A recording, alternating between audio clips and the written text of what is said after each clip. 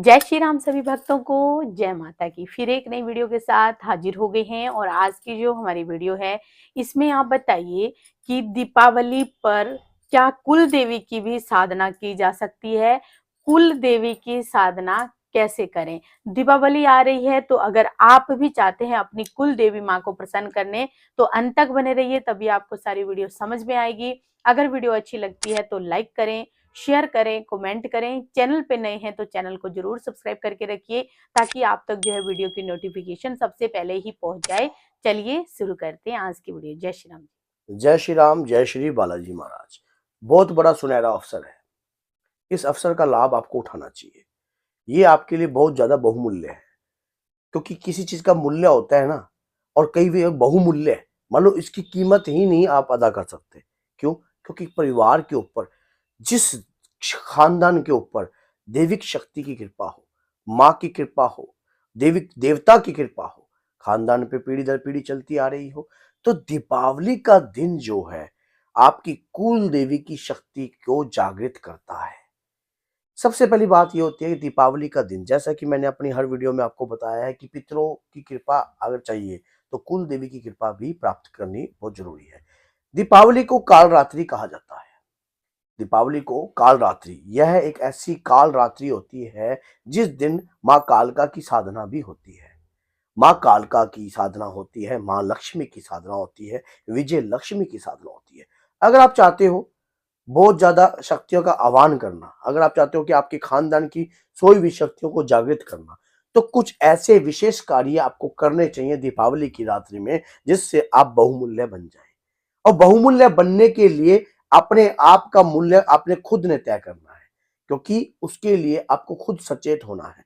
जैसे कि दीपावली की रात्रि है, बहुत सारे लोग सोकर इसको जो है गुजार देंगे, लेकिन आपने वो समय सोकर नहीं, आपके खानदान के अंदर आपके कोई कुल देवी जो भी है आपके परिवार की, उस तो मैं एक सवाल और पूछना चाहती हूँ कि कुल देवी का इतना महत्व क्यों होता है, क्यों माना जाता है कुल देवी का महत्व हमारे खानदान में? इसलिए होता है क्योंकि परिवार के अंदर अगर मान लो पीछे से कोई भी विद्या जागृत हुई है, आज से अगर आप अपनी तीसरी चौथी पांचवी छठी पीढ़ी पीछे जाए, तो आपके परिवार में आपकी कुल देवी का आह्वान होता था, मंत्र साधना होती थी, कृपा होती थी। और खानदान के ऊपर ऐसा कोई व्यक्ति नहीं है जिसके ऊपर, मानो ऐसा कोई परिवार नहीं होगा जिसके ऊपर उनकी पीढ़ी में माँ की पूजा ना होती हो या उनके देवता की पूजा ना होती हो। आज भी हिमाचल में, उत्तराखंड में बहुत सारी जगहों पर देवताओं की पूजा होती है। खानदान के जो देवता हैं, कईयों की कुल देवी की पूजा आज भी होती है।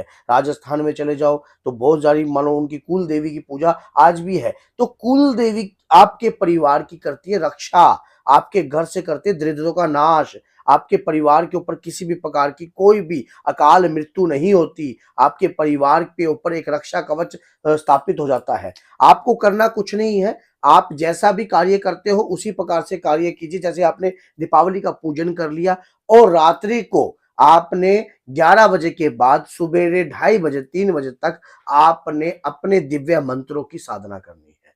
जो भी आपने मंत्र उठाया है रुद्राक्ष की माला से, क्योंकि रुद्राक्ष की माला इतनी बहुमूल्य क्यों होती है रुद्राक्ष की, या फिर आप माला ले सकते हो उनकी तुलसी की। वैसे तुलसी की ना लेके रुद्राक्ष की माला लीजिए, क्योंकि शिव जो है, आपको पता है कि शिव निराकार शक्ति है।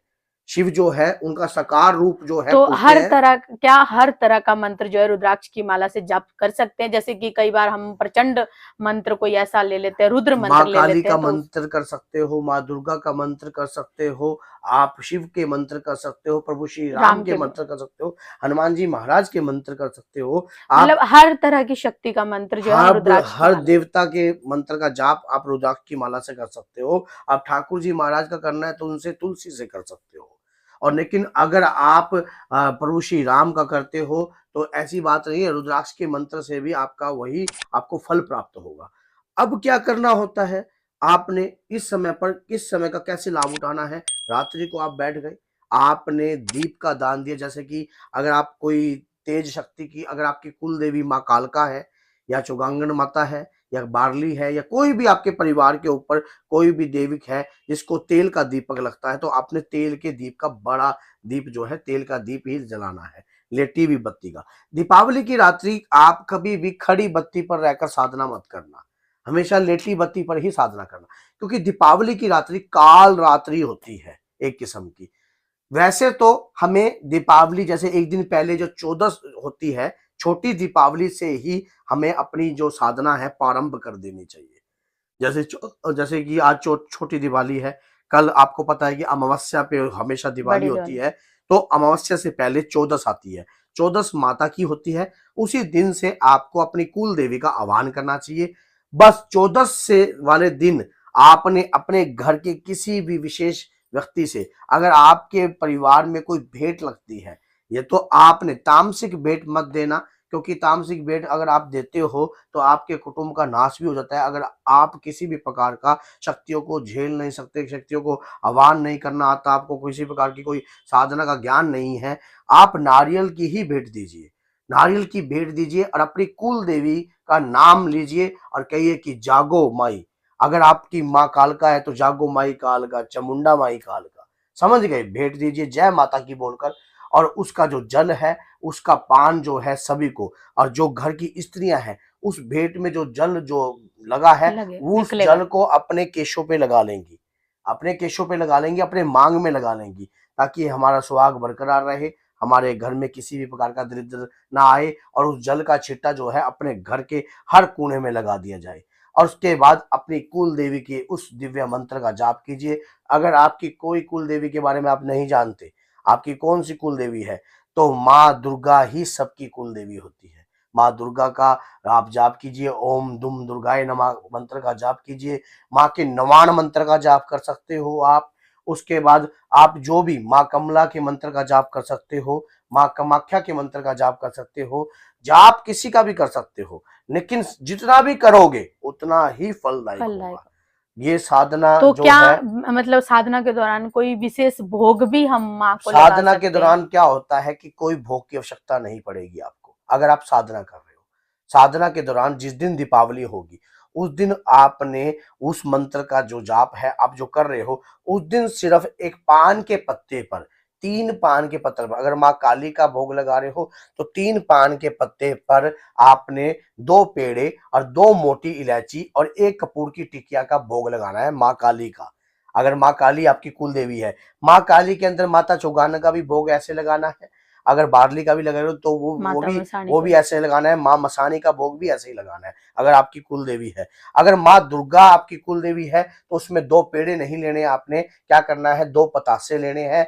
उसके अंदर आपने 2 पतासे के बाद 2 हरी इलायची लेनी हरी है, इलायची। और उसके बाद क्या करना है, 2 बादाम लेने हैं और 2 किशमिश लेनी है। ये आपने रखना है अगर माँ दुर्गा का आप आह्वान माँ कर रहे वैष्णो हो। का कर रहे हो। अगर आप माँ वैष्णो का आह्वान कर रहे हो तो याद कीजिए अपनी माँ को और मना लीजिए। सच्चाई बता रहा हूं आपको। बहुत विशेष दिन है, बहुत ज्यादा ताकतवर दिन है। ज्यादा आप इस वीडियो को लंबी हो जाएगी, क्योंकि बोलने में तो मैं बहुत सारा कुछ बोल सकता हूं, लेकिन इस दिन अगर आप करो तो इस दिन जितनी भी शक्तियों को जागृत करते हो आपके लिए उतने ही ज्यादा फायदेमंद। फायदेमंद है। और मैं लाइव भी आऊंगा दिवाली से पहले, आप देखना, मैं आपको बताऊंगा कि आपने किस किस मंत्र का आप जाप कर सकते हो, कैसे कैसे माँ लक्ष्मी का आह्वान है, कैसे कैसे माँ लक्ष्मी की कृपा को प्राप्त कर सकते हो। मैं माता की कृपा से, बाबा की कृपा से अष्टमी पे लाइव आने की कोशिश करूंगा, और जो संडे के दिन हो सकती है, और श्री बालाजी महाराज आपके सभी साधनाएं पूर्ण करें। जय माता की।